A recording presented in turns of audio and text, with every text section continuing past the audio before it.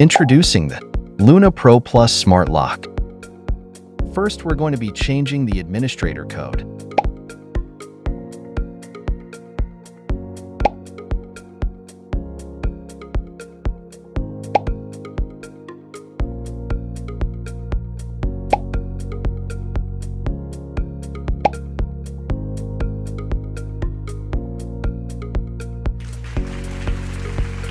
Now let's register the Yale Access module.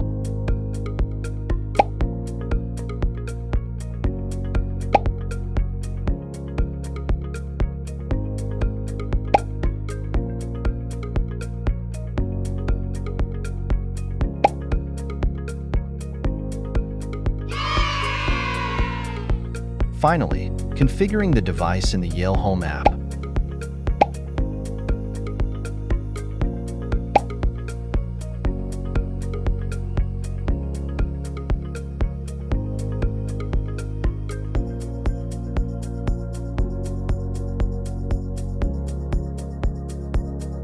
Congrats! Your device is now successfully registered. You can now see the status of your door on your phone.